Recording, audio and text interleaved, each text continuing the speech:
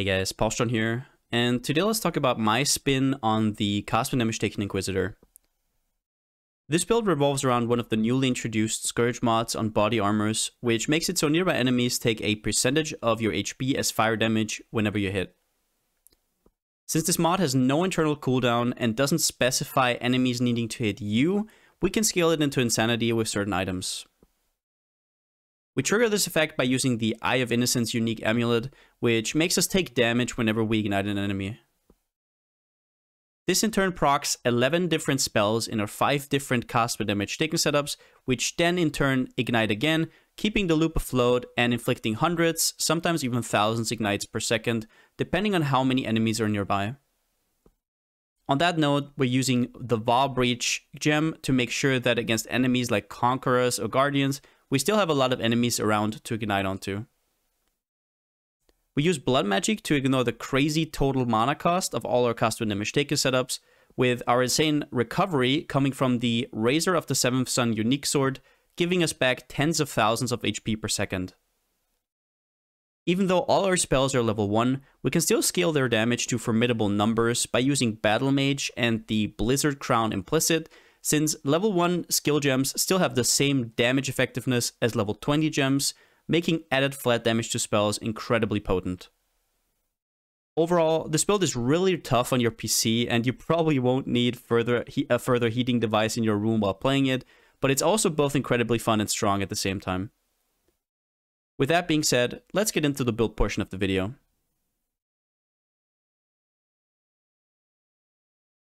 Alright, so before we get into the skill setup, the gem setup, all the nice stuff, we have to quickly talk about the cost per damage taken itself, because this can be a pretty complex build to make. One gem off can ruin the whole build, but there's also a learning opportunity. So even if you don't plan on playing this build or any cost per damage builds in the future, it is still nice to know how they function, and chances are at some point you're going to come across cost per damage taken in some form. So let me explain that first, and then we can dive into the juicy stuff. If you want to see me play these builds live, make them live, check me out on twitch.tv/Palstron. This one unfortunately is pretty bad for my FPS, so in general I just don't have the PC to fully support streaming this one, so it will be over soon. But if you're just looking for a community to chill, just hang out, definitely check it out. But let's get into the basics of cost per damage taken. All right, so this build revolves around this chest mod up here, and I want to draw your attention to only the Scourge mod. Deal a percentage amount of your maximum life as fire damage to nearby enemies when hit. Now, a few things about this mod. This mod cannot be supported by anything in your chest armor. It is considered secondary damage, although it has not been confirmed. Most people think it does not reflect damage per se, because then it wouldn't be scaled by increases to damage at all. And a lot of people have found out that scaling fire damage and elemental damage does actually increase its damage. As for area damage, not sure yet, because it is not confirmed to have a area tag. But what I will say about this mod is that it has no internal cooldown, which means that you can trigger it as much as you want to, right? And usually when you see stuff like cost per damage taken, it has a cooldown like 0.25 seconds. You can lower that to like 0.2 seconds with boots and a belt and whatnot, and that is kind of your ceiling for your damage, right? But since this does not have an internal cooldown, you can scale it into crazy levels, and the item we're choosing to use is the Eye of Innocence unique amulet. So you might be wondering why we're using this, because there's more efficient ways to damage yourselves with, I don't know, several thousands of damage per second, triggering your cost per damage taken like even crazier, right? You could do level 20 cost per damage taken, but it doesn't matter. The only thing that this chest cares about is taking damage.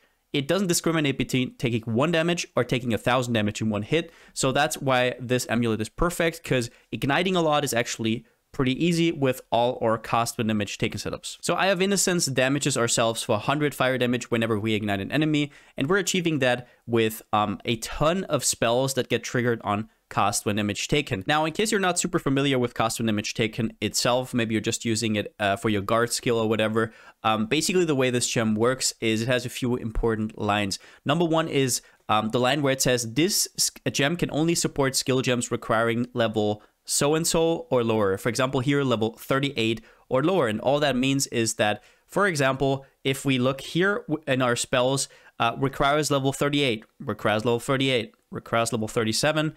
If we leveled these even one level more, we would have to raise the cost of damage taken level as well. Otherwise, these spells would not trigger anymore. And that is bad because the higher we raise the level of cost of damage taken, the more damage we will have to take before these get triggered at all. For example, if you see here, it says trigger supported spells when you take a total of 528 damage, whereas a level 20 cost of damage taken says you have to take 3,272 damage. So this goes up level by level. So in this build where the spells are basically just there to, I don't know, ignite enemies and proc this chest where basically almost all your damage comes from, it is vital that you have a level 1, that you only have level 1 cost of damage taken setups, and that your gems are only leveled to a point where they can actually be triggered. Now, another problem that we have with cost of damage taken is it got changed recently to actually have a 250% cost multiplier, which means that it now actually costs mana, and it costs a ton of mana.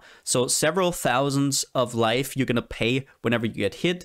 And the way we're going to circumvent that problem is by using blood magic. We cannot use life tap in every single gem setup. That would be complete a waste, right? That would take away spells that we could use. So we're actually taking it on the tree. We're taking blood magic. And that means that basically we are paying all that cost in life. Once again, just to clear this out, this does not, so paying life with blood magic does not proc your cost of damage taken. It doesn't have anything to do with that. It's merely to circumvent that mana cost. Now, your next question might be, okay, Palstrons, you're telling me that we're taking thousands of damage to ourselves per second, and we're also paying thousands of life per second. How the hell are we going to sustain that? Well, we're doing that with the Razor of the Seventh Sun Midnight Blade. So this sword has a lot of good stuff, but the one important thing here is recover 1% of life when you ignite an enemy. Now, we're stacking life because in this build, life is actually damage. The base damage of what reflects to an enemy, it says percentage of your max life. So the higher your life goes, the more this actually the more damage this actually deals. So 1% of our HP, we're at like I think 9.4k life. That's 94 life recovered whenever we ignite an enemy. And if you look at the intro, you will probably see why that is a big deal. Yeah, we're basically getting back tens of thousands of life per second. And whenever we take a hit, you can't even see it. Like, you have to actually look. So this sword alone completely solves that. You can also do stuff like life gain for each enemy hit by your spells. It's not really necessary. I haven't really felt a difference, which is also why I don't have it on the second one. You can substitute it. In reality, it doesn't really make a difference. You're always on full life. It's absolutely nuts. This one mod alone solves all those problems. Now, important for these shenanigans is obviously also that you have a 100% chance to ignite. And we reach that with stuff like this node here, this node here. We also get percentage chance to ignite from the Razor itself. And then you have to fill the rest up with Cook the Lives, which also give 50% chance to ignite. So make sure that you're actually at 100%, otherwise not all of your spells will trigger the chest. Now, something I want to make clear here at the start again is that our spells are mostly there to ignite, but that doesn't mean that we can't make them do a little bit of damage at least. So one of the biggest problems of this chest mod is that it only really works when you're on top of an enemy. It has very, very small AoE, which means that you don't want to run around to all the enemies, right? You want your spells to actually deal a little bit of damage to, I don't know, kill stragglers or small white mobs. And the way we do that is we actually scale the damage of our spells a little bit with Battle Mage and also Blizzard Crown. Now, all that Battle Mage or the Blizzard Crown implicit really does is give you added flat spell damage, which normally isn't that big of a deal, right? It's just one way to scale your damage. But with low-level spells, what they lack is flat damage, right? So as you see here, it deals 33 to 49 fire damage, whereas this would be 5 times as high if you had a level 20 gem. But it still has the same damage effectiveness for added damage as a level 20 gem would have, which means that stuff like Battle Mage with a Razor of the Seventh Sun actually gives you quite a bit of flat damage, and as well as that, also the flat damage from the Blizzard Crown, so you can kind of make up for it only being a low-level spell and make it do at least a little bit of damage. Once again, nothing big. Against single target, you won't even notice, but you will definitely see that scaling the spells correctly will help you a lot while mapping and against trash mobs. Now, a lot of people are asking me why I'm using the Replic's Defense. I want to point this out right here. It's basically just because of the third line, 10% chance to be frozen, shocked, and ignited. And the reason we're always ignited is that this amulet deals fire damage to us, which then in turn has the chance to ignite us. So we're basically always ignited. We're using this with Wrapped in Flame, which means so we cannot be chilled while burning, which is cute. But the big thing here is 5% chance to cover enemies in ash on hit while you're burning. We're hitting multiple hundreds of times, so this is always up on every enemy, which just means they take more fire damage, which is huge with this body armor. And number 2 thing, also, it gives us the part from Eye of Innocence, which says increased damage while ignited. Also huge, that's up to 70%. The leech doesn't really matter. All the recovery we need is from Razor, but just a little bit of that. And also, if you want to map, you can use Hot-Headed, which I kind of sub out for, I sub out for like life and a little bit of Chaos Rest. This is what I need to be capped on Chaos Rest in Simulacrums. So I kind of sub these out whenever I need to, because while mapping, obviously 20% movement speed, 20% attack speed, very nice for shield charge overall. But yeah, this is basically just a little bit trick to spice things up. Now, as for playstyle, this is basically a walking simulator. I will show it to you real quickly. Now, you don't really have to do much. Now, one thing I will say is that for mapping, I really like shield charge with faster attacks, but maybe that's just me. Now, just to make that clear, your shield charge does not matter. So it does not matter if your shield charge actually hits something. This is just to actually get through the map, right? All the damage is just being done by your spells. So what happens here is you might be interested in how are you actually damaging yourself from pack to pack. And the thing is, after your initial the initial thing where you take damage, you will have blade vortexes around you, which is going to mean that when I now jump into a pack, I already have spells ready to go. Same goes for Volatile Dead, which you can't really see here. They're like black. I actually have an MTX that makes them black, because otherwise it completely lags me out. But yeah, this is basically how we do it. Now, as you seen there, this actually took, I don't know, 2 seconds for the boss, which usually doesn't because I have Vaal Breach, but you kind of have to make do with Vaal Breach. I usually only do Vaal Breach in like boss encounters usually. While mapping, you don't really need them, but this is basically how you would rush through a map here. I don't really have Sextants on, so there's not too much pack size, so not crazy explosions or something as you would have in Simulacrum. If you want to leg out your PC, definitely go for Simulacrum. But basically, I'm not pressing anything. My flasks are also completely automated. Everything I basically do is I shield charge around. I didn't even have Determination on. That's your only aura, because Blood Magic only allows you to have one aura. But yeah, that's all you do. It's basically a walking simulator. You can also go for a different kind of movement skill, but yeah, this is how it plays. All right, so next up in terms of Ascendancy, we chose to be an Inquisitor. Now, this is by no means set in stone or anything, whereas Inquisitor has a few good things. It's very hard to scale the damage of this mod. You kind of have to debuff enemies instead of buffing your damage a lot of the times, because you cannot support it with gems or anything, and it's not a spell, right? So you have to find other ways. So for example, Sanctuary is very, very nice because increases damage taken to enemies, right? Nearby enemies take increased damage, stuff like that. Battle Mage is a big increase to your spells damages. So it also functions as kind of a clear tech, right? Because your spells are mostly your clear. But then again, I will say that Pious Puff isn't crazy or anything, because you don't really need the regen. If you think about it, how much HP we get back, we barely even see it, and we're not really scaling Energy Shield. Yeah, it's also nice to just have a little bit of increased effect of Consecrated Ground. This basically means we're curse immune, so that's kind of nice. We also take less elemental damage from nearby enemies, which in turn does not reduce the damage we take to ourselves from this Emmy, which is a very nice touch.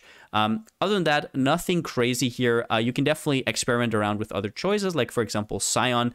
But the thing about Scion is, for example, it would have Covered in Ash, but that is already easily solved with a Wrapped in Flame. And other than that, I don't know, you can go like Berserker, because the 40% more damage actually works for this chest mod because it's global. Stuff like that, you can try it out. Overall, I just felt like Inquisitor had the best package. All right, as for items, number one thing I want to point out here immediately is that the most important thing is that you have a high percentage of the Scourge mod. This goes from like, I don't know, I think 6 or something up to 19%.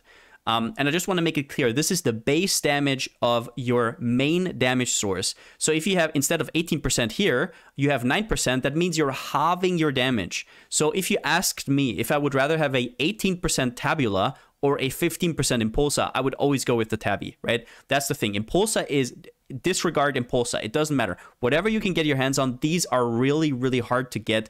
So just do that. Other than that, in terms of gearing in general, what I will point out here is that number one, don't use a Chaos. Using a 0 socket body armor in a cost when damage taken build, basically, I don't know, losing out on 4 or 5 spells is nuts to me. I see a lot of high-end variations of this build using Chaos. In my personal opinion, it is not the right choice. So even if you get one, don't use it. I'm just saying, sell it to somebody else who's willing to use that and just have like double the spells they have. Now, what I will say here is also that in terms of gearing in general, life is king. Since this scales off of your life, you want as much life as possible, which in turn will also mean that you will regen more life because it is percentage of your life, 1% per second. So that will make things a lot easier. The more you level, the more you will feel that as well. Then next up, we have Eye of Innocence. You can get additional curse if you're lucky on this. That would be GG. Then you can use LE Weak plus Flammability. In this case, I just went for a normal one. As for Anoint, once again, more life written in blood. That's like 10% more life. Now, next up for the weapon, this is pretty much a no-brainer. If you can get Calling Strike, that's huge, right? Or another good Scourge mod, another good Corruption, maybe AoE something can definitely be nice to I don't know, get more triggers going. Other than that, one of the reasons that this is also really, really good is with Battle Mage, right? We're Inquisitor.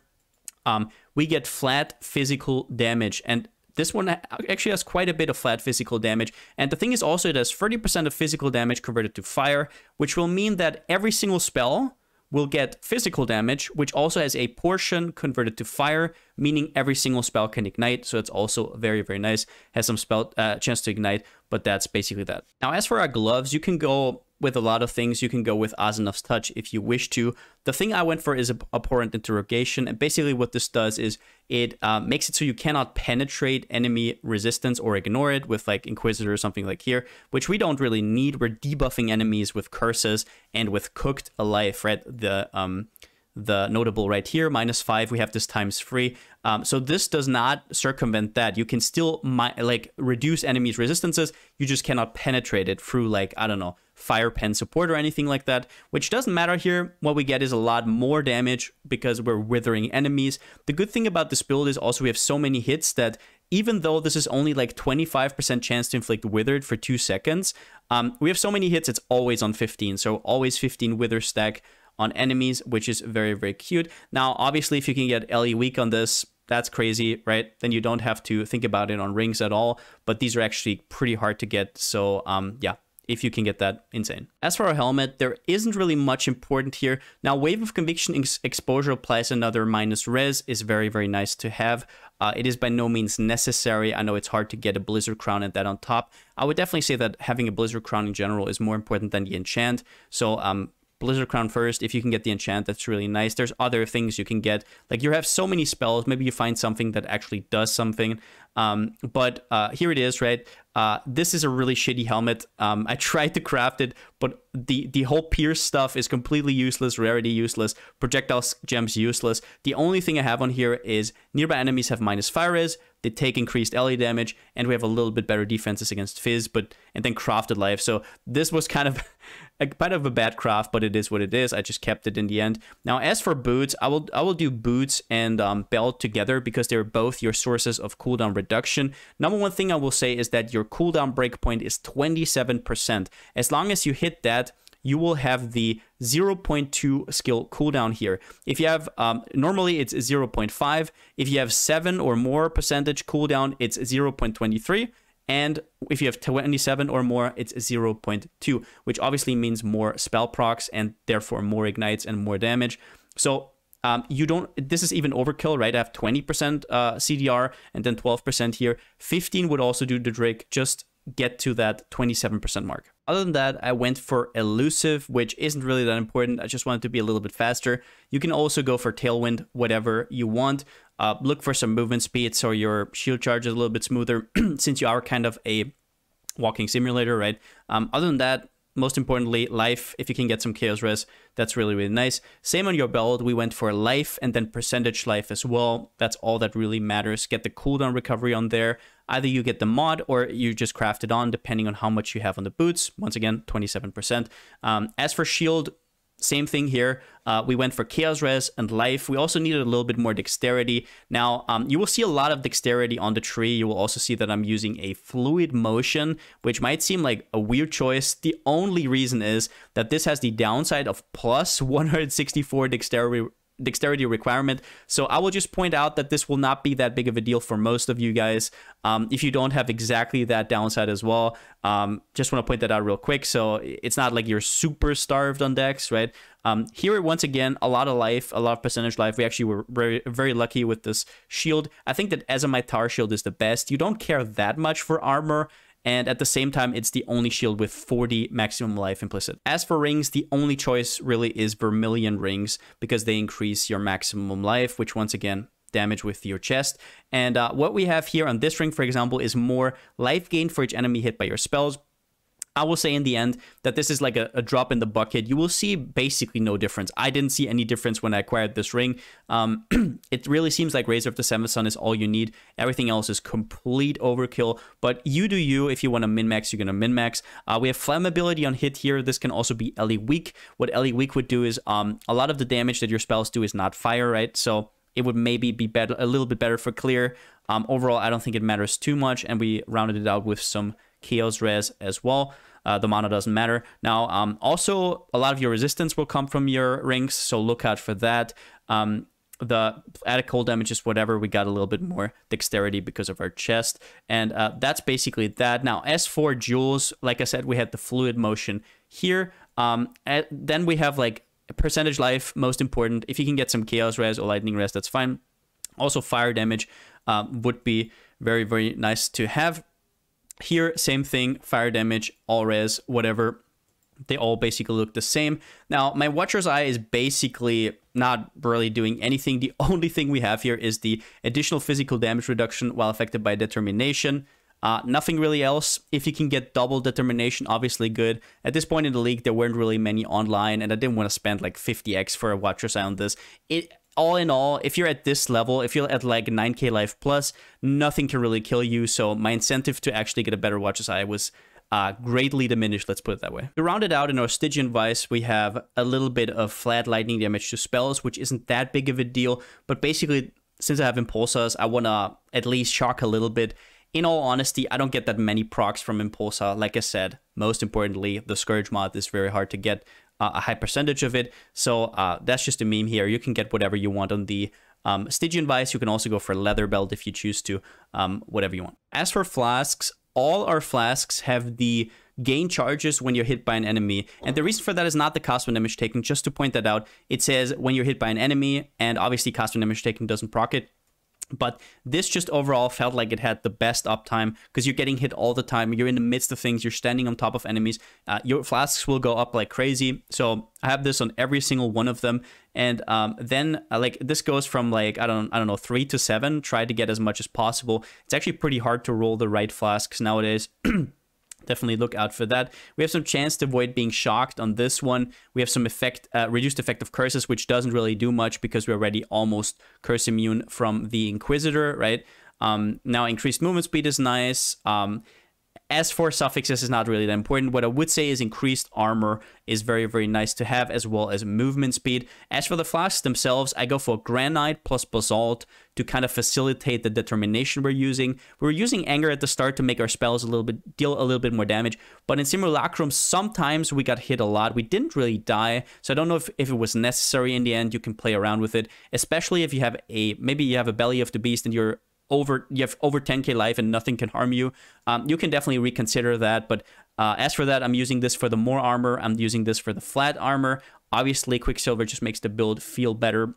Now, MSFS Flask, because Chaos Res is just really, really nice to have in this build. It's kind of a weakness, right? We're actually Chaos Res capped for Simulacrum, which is nice. And then we also have, since we're moving around a lot and we're standing on top of enemies, we want to move through efficiently. Obviously, the phasing is huge. A little bit chance to suppress spell damage, but nothing major. As well as that, since we have Crazy Flask Sustain, we use the used when charges reach full enchantment on all our flasks. They're basically always up. You don't have to press anything. Huge. Next up, the gem section. Now, usually this is like semi-important for most builds, but for a cost when damage taken build, it's very important that you carefully craft this your whole setup here, which is one of the things I love about cast damage taking builds. It very much rewards research and trying things out.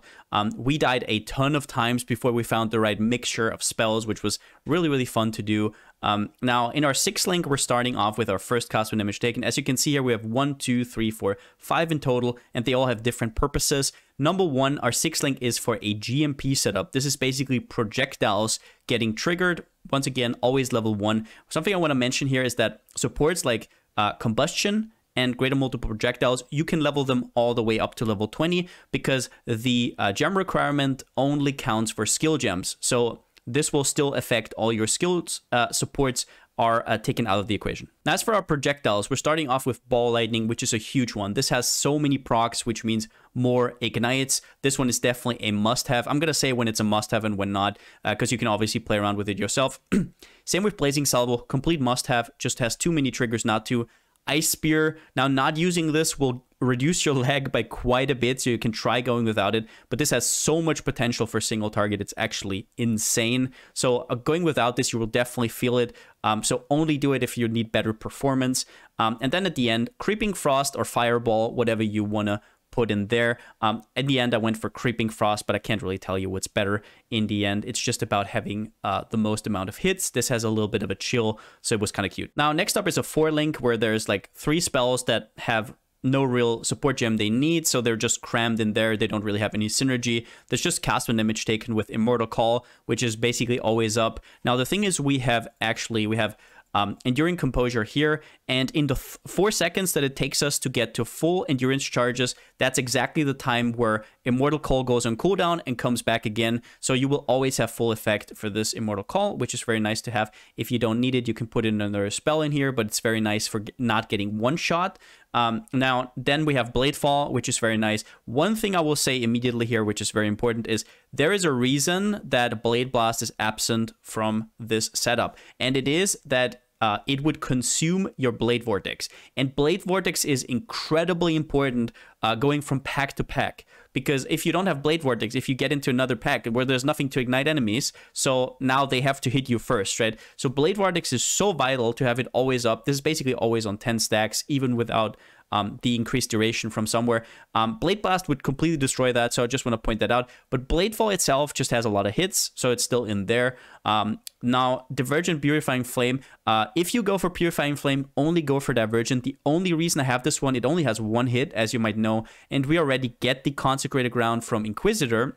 The reason we have this one here is the Divergent Purifying Flame gives you Consecrated Ground, applies 5% increased damage taken to enemies, which counts for all the damage you do, so it's a nice mode multiplier. Now, as for our next setup, there's basically a combustion in here. Now, it doesn't really matter where you put that combustion because all the spells will basically hit everything all of the time. I wanted to kind of have it in the Firestorm setup because Firestorm has a lot of area. It hits a lot of things with the after fire, right? After the comet comes down, there's a lot of small hits, so I wanted to have it in here.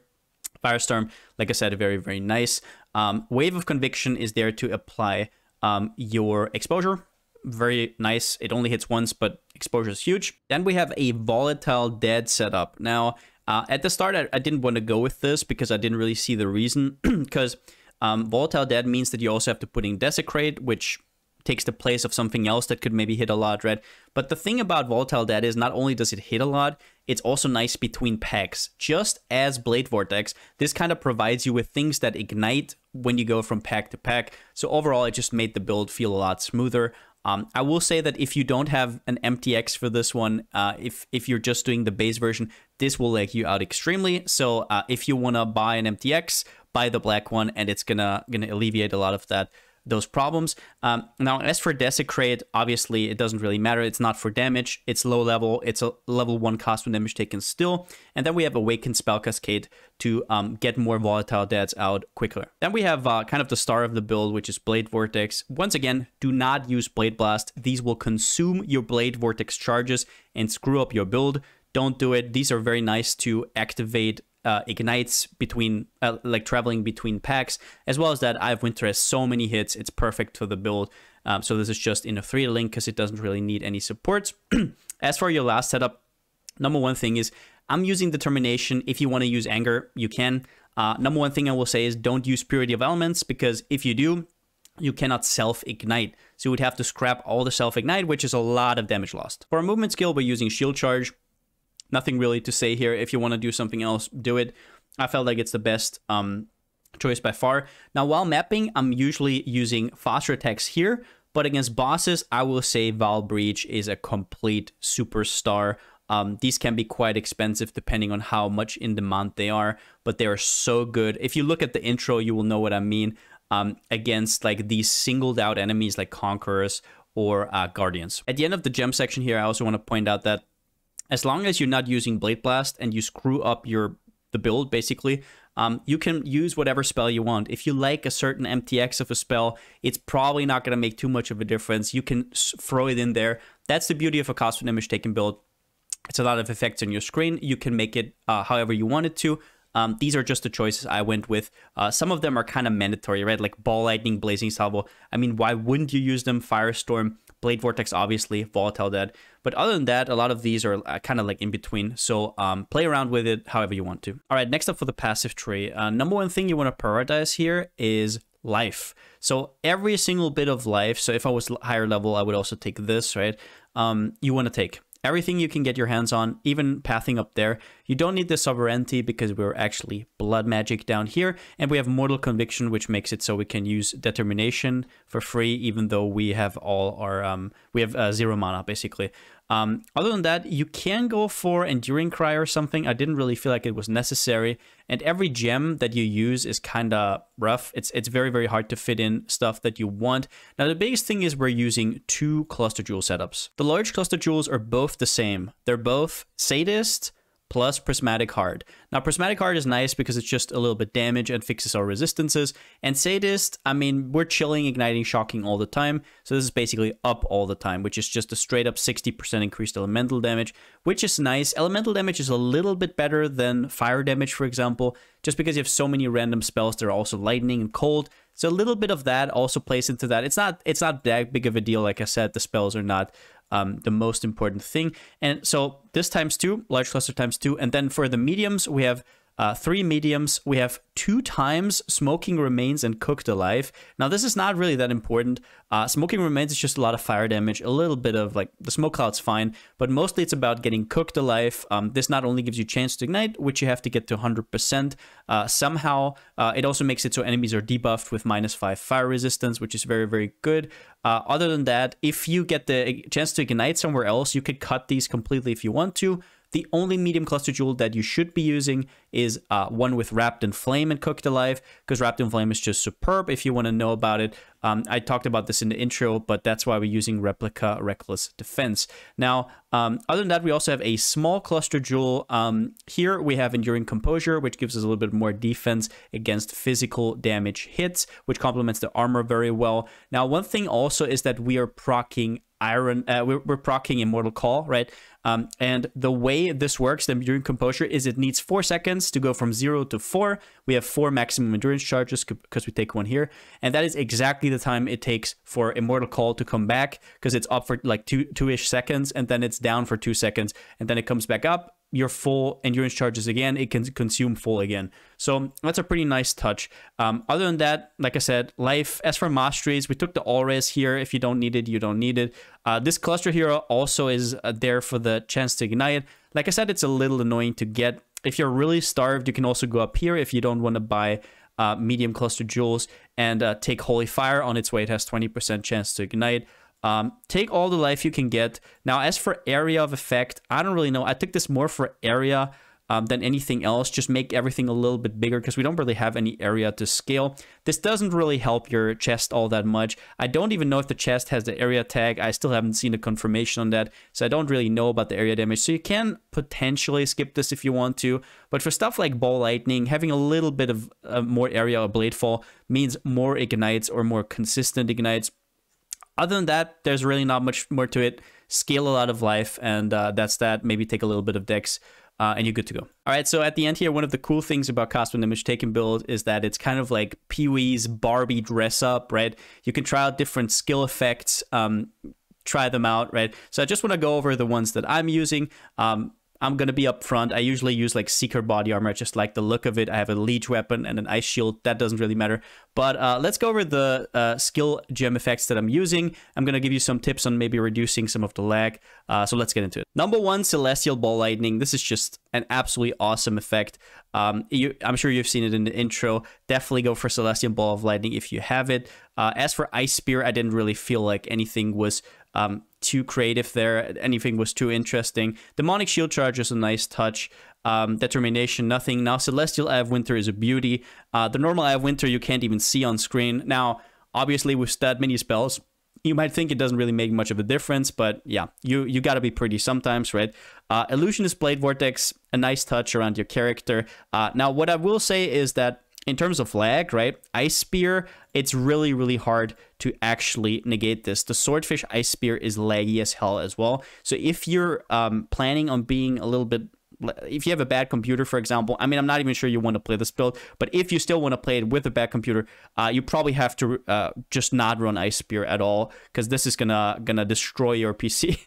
Next up, Volatile Dead. If you do not have a MTX for this is gonna lag you out really, really hard. I went for the Void one. Black is very, very good for reducing that lag. If you're just using the normal one with like the fire effect and all, it's gonna be a bad time, right? But you have to decide that for yourself. Desecrate, I didn't really feel necessary. I have the Void Desecrate, but it's kind of weird. It just kind of clutters this everything even more. You don't even see your MTX sometimes, so I didn't really go for anything here. Stygian Firestorm, really, really nice, kind of like this bluish skull, right?